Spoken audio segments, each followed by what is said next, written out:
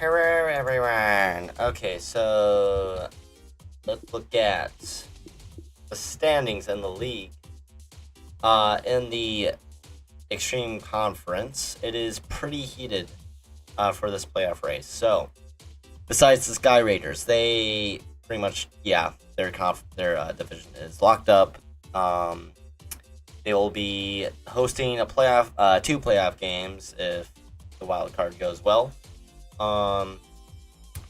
And second place is the Goats. They took an L this week, and they need the Mages to suck these last two games, and for them to not suck these last two games to make the playoffs.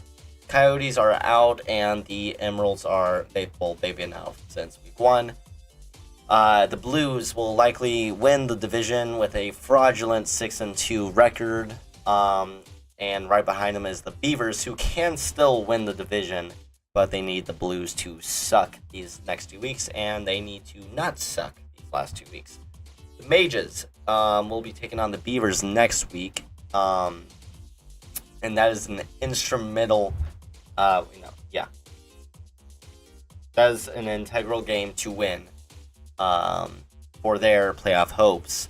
The Bees are pretty much dead after this week. Losing to the Beavers. They could... wait, can they? The Beavers have a tiebreaker on them. So, no. They can't make the playoffs. They're out. So, yeah, that is the Extreme Conference. That is the playoff picture for the Extreme Conference. And the Ultra, it is insanely close for that one, number 1 seed. It is between the Toads and the Roughnecks. I mean, not Roughnecks, that's it. Fucking XFL or USFL, whatever. I don't care. I don't watch it right now. The Toads and the Rough Riders, they are tied 7-1. The Toads definitely have the easier schedule heading forward compared to the Rough Riders, who have to play the Gazelles, who are 6-2, and the after that. Wait, I don't know their schedule, but they play the Kings and the Gazelles these last 2 games. Gazelles going to be a huge game for them. If they win that, the division is theirs. But if they lose their next 2, they will probably lose the division. The Gazelles, they need to win their next 2 games to take home the division, but they have locked up a wildcard spot after this week. The Thunder are out, and the Kings are, they've been out since week 1. And in the Northeast Division, the Toads, again, they are in. They just need to try their best to take the 1 seed, and the division is locked up for them. The Madness are likely going to make the playoffs, but the Metros can still get in, depending on how they do these last 2 weeks. The Hitmen, their number 1 overall pick is likely going to be theirs, and they will likely be 0-10. This is the playoff picture.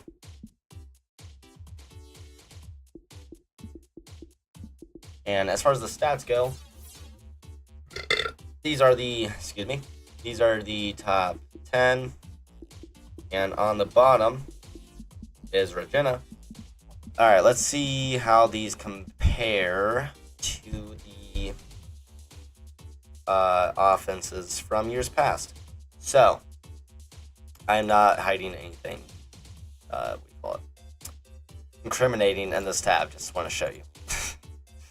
Just to make it look a little bit better. Okay, so the top offense has 3,536 yards, which would put them, if the season ended today, pretty damn low. They'd be around here. But I feel like they're probably on pace. So there's 2 more games. They have how many yards again? So they should finish with 4,000. Likely they will finish with like around 4,000, which will put them around like 19, 20, around this range. And as for the worst offense, which is Regina, as far as getting yards, Um, 2,316. Oh my god, fuck off. 2,316. Yeah, they are on pace for last place, which is not something you want. And as far as passing yards, they are also on bottom. But let's look at the top with Petapisco with 3,011. That actually puts them pretty high up on here. They're already 3,011, so they are 25th. Not 25th, 26th overall already, and they're I think they're probably gonna finish around top 10. Likely they're gonna finish top 10, depending on how the rest of the season goes. And as far as the bottom goes, so a lot of historic offenses and the season, mostly for how bad they are, but you know, that's what makes this league fun. Yeah, they are on pace for having the worst passing offense of all time. The only hitmen they've hit are themselves, or have done a job. But the only thing they haven't had a hit job done on them is their run game. Besides their average yards per carry. I mean, wait, no. Actually, yeah, they're fine. That was the passing yards. 2 yards. Oh, that is fucking horrible. Oh my god. Alright, but their run game, however, has already hit the 1,000-yard mark, which already puts them in the top percentile of rushing offenses in LBCL history. They have 1,084, which puts them at 23rd all time already. They're likely on pace to finish in the top, probably 14. I don't know if, top 20. They're going to finish top 20 all time at least. As far as points scored, though, we've got a clear front runner for worst all time. Let me see, points scored.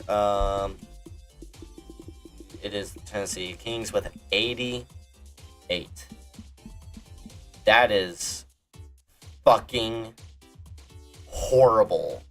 The worst all time is the season 3 Miami Gazelles with 158.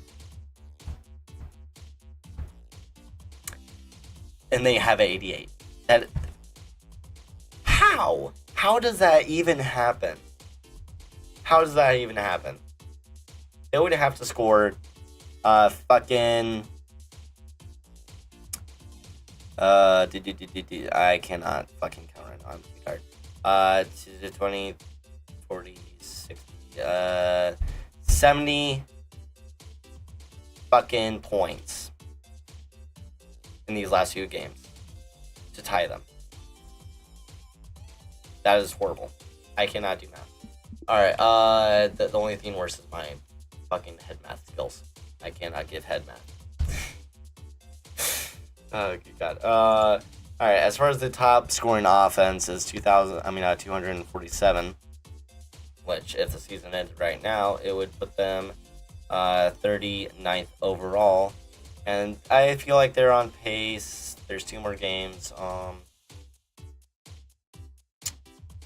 They're probably going to finish around 26th or 27th all time. So this hasn't really been a good year for offenses. I don't think anyone's going to finish with 300, especially since they're likely going to rest their starters week 10. Hell, they could rest their starters week 9. They're likely going to come away with the 1 seed. I don't know what Gunder's gonna want to do, but personally, I would rest my starters. And again, he's on pace to finish with the top scoring offense. He finished with the top scoring offense last year, with finishing 14th overall, which is amazing, with 336 yards.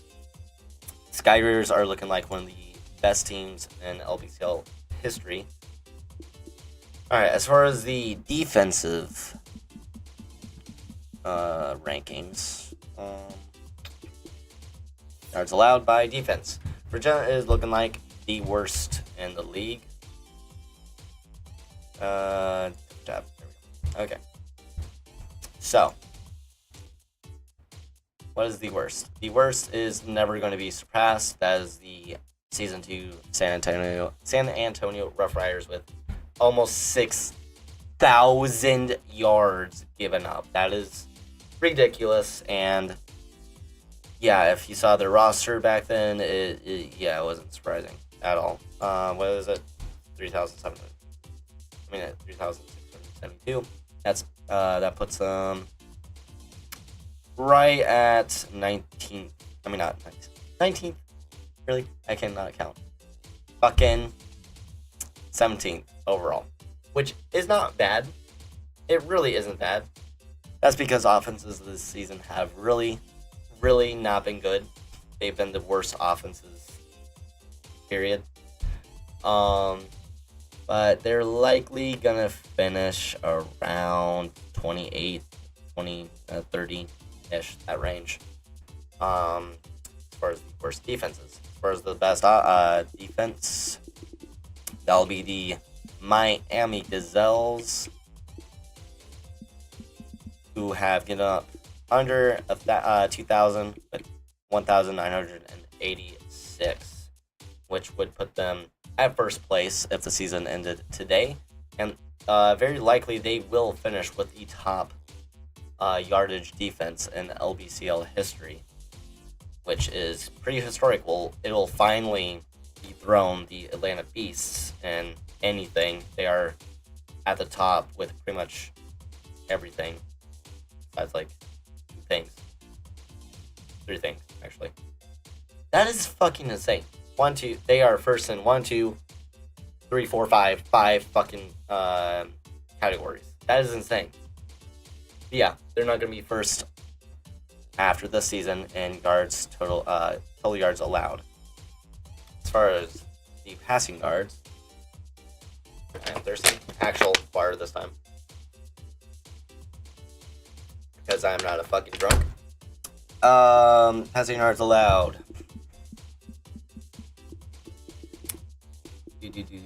It's Miami again, 1,512. That would put them first overall yet again, and they will likely finish first. This Miami defense is looking fucking historic as far as their yards allowed. Excuse me. And at the bottom is, this time it is Las Vegas for rushing yards with 431. Oh my god. Excuse me. They're not maybe they might finish with first depending on these last 2 weeks, but they're already first. They're likely going to finish first and second all time after the season. They just have to not give up 516 yards, and that will happen. As far as points allowed, that'll be likely them, because they have been fucking amazing. They have allowed under 100 points with, hell yeah, 69 nice points allowed this season. That would put them first overall. They are likely going to finish first overall in points allowed. They just have to beat the Season 1 Atlanta Beasts with 125, which is fucking amazing. I forgot to do the worst passing offenses and rushing offenses. My bad. Alright, the worst passing offense is Kansas City with 2,887, which would put them right.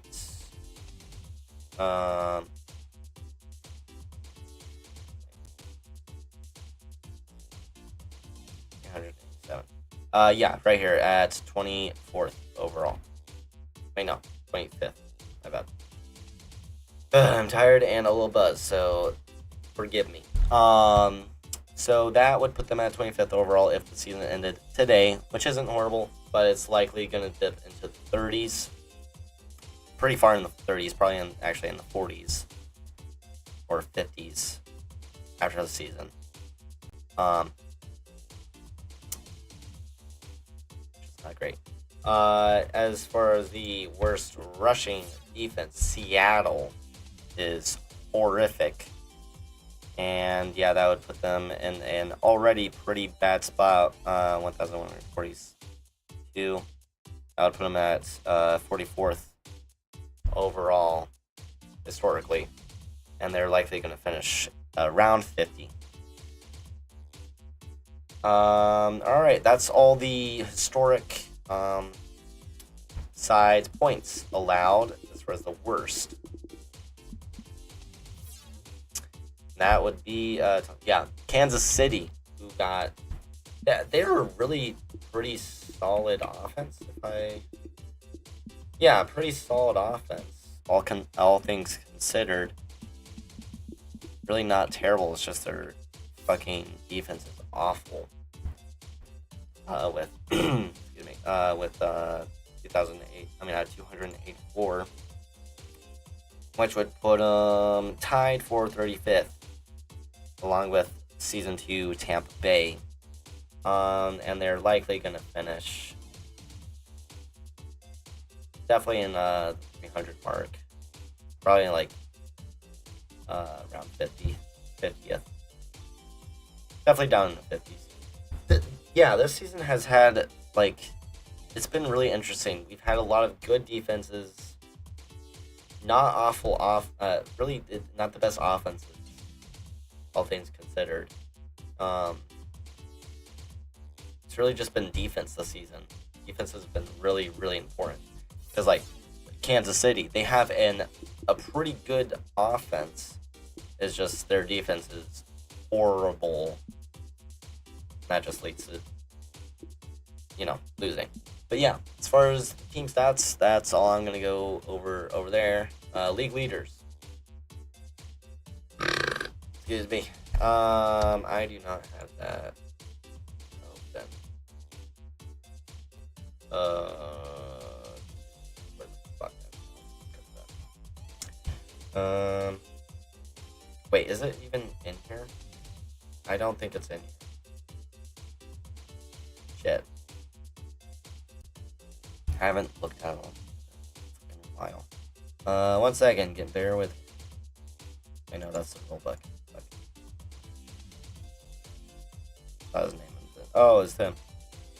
No. Bear with me.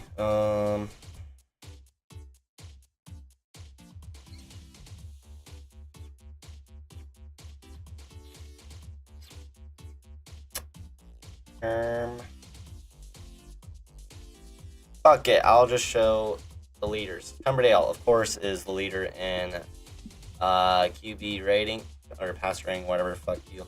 Then followed by Carpenter, and he is also the, he's likely going to finish as MVP. Followed by Carpenter, Pugh, Nuns, Lott. Shockingly, considering the fact he only has 7 passing touchdowns and 4 interceptions. How the fuck does he have a QB or a passer rating of 89? Doesn't make sense.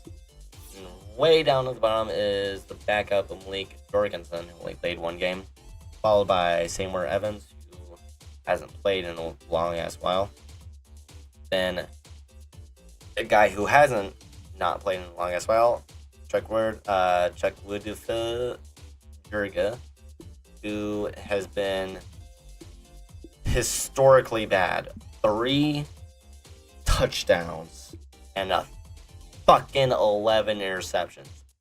That is out of fucking nowhere.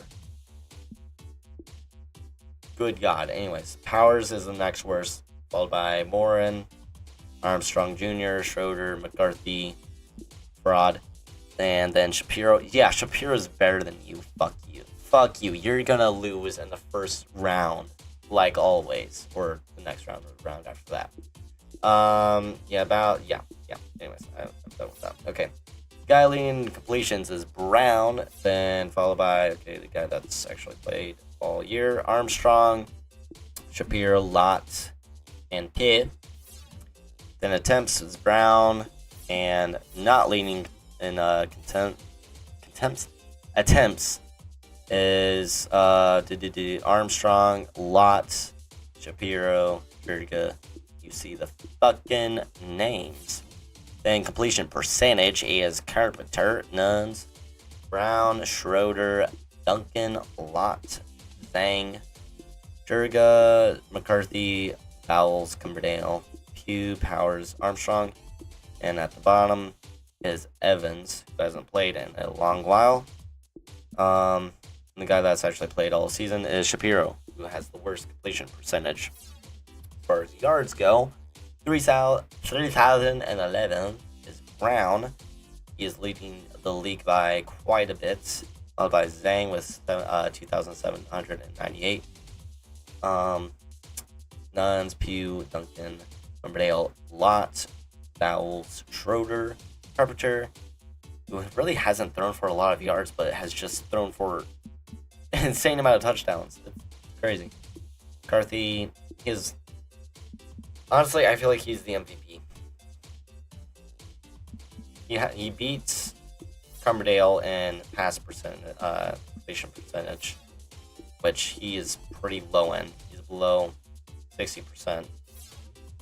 He's the MVP right now, in my opinion. But anyways, at the bottom,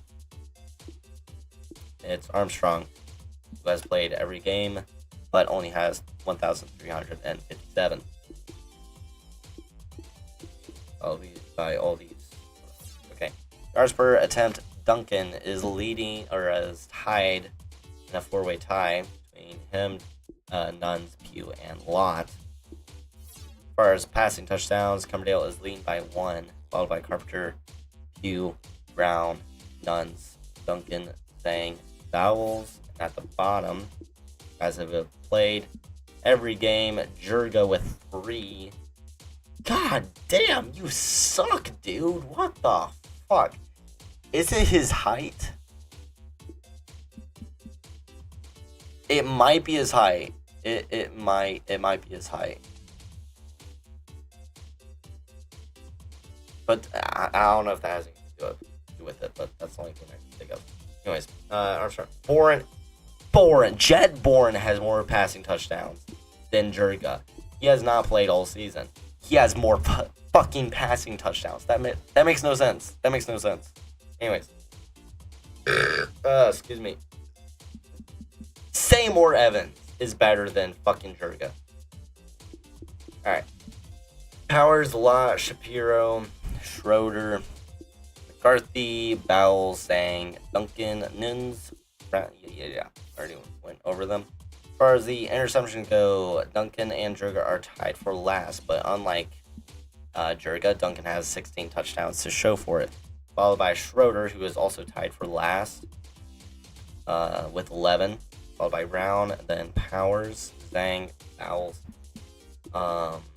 McCarthy, yada, you see the names. And it's actually one of the only things Lott hasn't really been that awful, but he hasn't really thrown that much. Alright, as far as the longest completion, Zhang still leads the league. I actually remember seeing this completion in that horrible game. Followed by Pugh, Duncan, Schroeder, Nuns, Brown, Lott, Powers, Bowles, Jurga, Shapiro, Evans, Boren, Cumberdale, which is pretty surprising considering he's been such a gunslinger. But followed by Carpenter, McCarthy, Armstrong, and Jorgensen, which is not surprising. Sacks. Brown leads the league with 30 sacks. That is insane. Followed by Armstrong. A lot of fucking scores, even though you have thrown for one of the least amount of passes in the league. You have third most fucking sacks. Nuns, Cumberdale, Zhang, Jurga, Bowles, Duncan, Carpenter, McCarthy, Hugh, Shapiro, on... Wait, what the fuck? What just happened? I think I accidentally pressed it. Hang on. Accident. Alright. At the bottom, I could have just pressed the fucking thing. Is Shapiro, who has played all season with 16 sacks. Actually, Powers with 14 sacks. Pretty surprising. First fantasy points. So, I feel like this has a huge impact on MVP. Cumberdale leads with behind him is Pugh, then Brown, Nunn, Zhang, and Carpenter. Duncan fouls a lot. Actually, this will probably dictate the Pro Bowlers. So, in the Ultra Conference, Cumberdale, Brown, and Zhang would be Pro Bowlers in the Ultra, followed by Pugh, Nuns, and Carpenter would be Pro Bowlers in the Extreme. As far as the running backs go, Jaden May is leading the league in yards, followed by Kirby, Mosley, Smith, Blake, Granger, Brown, and DeLong. That just shows. Okay, so the longest rush. Wait, no. Rush. Okay, Kirby leads the league in rushing attempts, followed by Smith, Odom. But sucked compared to. God damn, the Kings fucking suck. Seniors, Wingate, May, Granger, Hall, Brown, DeLong, Mosley, Blake, Mesh, Collier, Hubert, Tate, Boner, Messer, and Crenshaw, and that's where I'm going to go with that. As far as the longest rush, Kirby has that, of course, because he is the only thing that makes that team look good. Hubert, Smith, Hansen, Mosley, May, Boner, Blake, Kaminsky, Brown, Hall, Cumberdale. When the fuck did he run for fucking 65 yards? Holy shit. Deadmon, Messer, DeLong, 63, Odom with 62, Granger, Seniors, yada yada, that's below 60 yards. Guy leading the league in rushing touchdowns, of course, is Jaden May, who is the best player on that team. Mosley, Jeff Mario Carter, and DeLong are tied. Collier, Smith, Subert, Blake, and Hall, Brown are tied with 4. Fumbles, Cumberdale leads the league in fumbles with 3. I don't care about that. That's going to show a bunch of quarterbacks, but running backs, Jaden May, Mosley, Collier, Millen, Brown, Blake, Granger, and DeLong lead the league in running back fantasy points, and along with Seniors, Kirby, and Wingate. Wingate really hasn't been that bad. I'm real. His rushing yards per carry is not good, but I mean, fantasy points still lie. He hasn't been that bad. Alright. Receptions. Cartwright has led the receptions pretty much all year. He's injured right now, actually, but he has 55 receptions, followed by Collier, DeCanto, Checo, Ariza, Stidham, Freedom, Burks, Guerrero, Mosley, Lenore, Howie, Lake, Archer, Whaley, Patedes, Wingate, May, Odom, Emmett, Childers, which is surprising. Shit. Fuck. Alright, that's from that. Alright, receiving yards, Ariza leads the league. He is on pace to maybe finish with 1,000. That would be one hell of a mark to surpass, but it's unlikely. He's likely going to finish with like a 900, around 950-ish. Followed by Cartwright, Guerrero, Whaley, Lovetto, Canto, Collier, Bolton, Allen, Max, Archer, Chris Patterson Jr., Mackey, Easter, Hess, Childers, Cornell, Vasquez, Brown, and John Fleet. Excuse me. That's showing a bunch of fucking backups. Longest reception is Ariza, followed by Feaster, Bolton, Lomax, Carroll, Clark, Summer, Guerrero, DeLong, Allen, Mackey, David, Cornell, Lovetto, Crawford, Cartwright, Harvey, Laurie, Hess, and Haley Mendez. Receiving touchdowns, Lomax leads is tied with first, followed by Ariza. Then in a 5-way tie is Hess, Whaley, Cornell, DeCanto, Guerrero, followed by a four-way tie with 4 touchdowns. Archer, James Jr., Mackey, and Khan. Thrown to the most is Guerrero, Ariza, Cartwright, Kanto, Colaire, Howe, Bailey, Burks, Bolton, Hess, Archer, and Feaster, followed by Childers, Rays, Levetto, Chloe, and name. Ariza has the most drops. I don't want to go through that. Shows a bunch of fucking running backs and then wide receivers. So fucking annoying. There we go. Alright. I already went through that. Defense.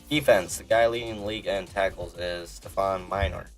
Only good thing, really one of the only good things about the Metros, followed by Mullins, Butler, Allison, Odell, Marcelino Odell. Fucking love this man so goddamn much. Bartram, Ali, Dalen Gross, Dean, Howley, Ledbetter, Venezuela, Darrell Wilkinson, another Green Bay Beaver, Moreland, Zelila, Lovins, Putnam, Peddle, Ott, Tyson, and Elliott as under 60 tackles. Wilmer Colombo is leading the league in tackles for loss, followed by Mullins, Arnaldo Villages, who the third, who is likely going to be the defensive player of the year, even though he really isn't that highly rated. The only thing he is truly elite in is strength. This game doesn't make any goddamn sense. Fucking Blake Gaines has 99 strength and like 95 fucking skill, but has like half the fucking whatever. It's fine. Tied by Odell. Then tied is Godry, Ali, Zalala, Vincent. Not Vincent. And then tied is Zalala, Vincent, Howard, Mendenoza. Then 14. See the names. Sack leaders tied for first is Villegas the third and Morris. Who also, this game makes no sense. The defensive linemen make 0 sense. This guy is not that highly rated. Actually, his speed is really good with 70 speed. If he beats his guy, he can easily sack the quarterback because he's moving faster than the quarterback. If the quarterback is looking down the field, he is not moving very fast at all. Doesn't matter what their speed is. They're moving at like 40 speed. That's actually pretty huge, him having 70 speed. That's probably why. Yeah, that's that many sacks. Followed by Colombo, then Goody, Tepena, Osborne, Howard, not of Green Bay, but of Houston. San Antonio. Followed by English, then Gaudry, Chapman, Queen, Gaines, Rains, that's funny, Kalani, Davis, Plugga, Lanetta, Tap, Murphy, Lara, you got it. Pass is defended. Ott leads the league, followed by Elliott, Achua, Mullins, Poole, Yarbo, Baldwin, Demicages,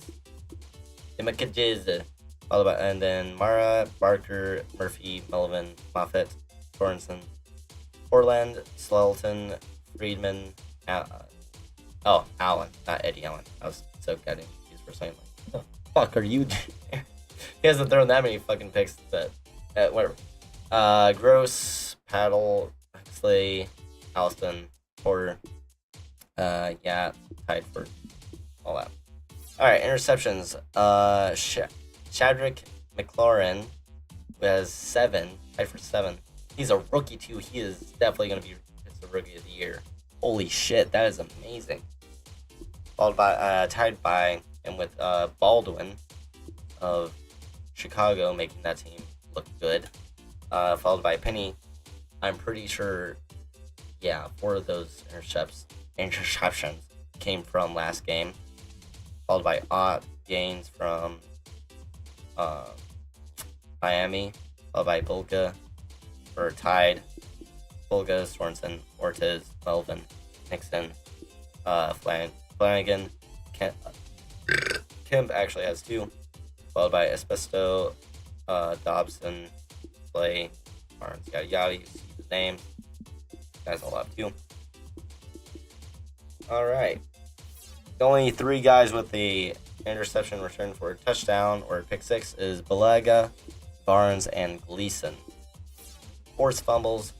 Again, the fucking Blues with 2 tied for first alongside Ali A. Madness. And everybody else on here has 1. No one has more than 2. Fantasy points. The guys leading the league in fantasy points and will likely finish as the defensive players of the year. Odd Mullins, Marcelino Odell, Bartram Ali, Valdez III, Colombo, Zaleva, Colney, Venezuela, Howley, McLaurin, Kemp, Butler, Minor, Murphy, Elliott, Dean, Gross, Howard, Slayton, Alston, and Barnes has under 100. So these are all the top defensive players in the league with 100 plus fantasy points. As far as kicking goes, you see the names. I don't really care that much to tell you who's on top and who's on bottom. Fuck you, Weber. And yeah, that is pretty much everything I want to go over here today. Thank you for watching this, and I am out.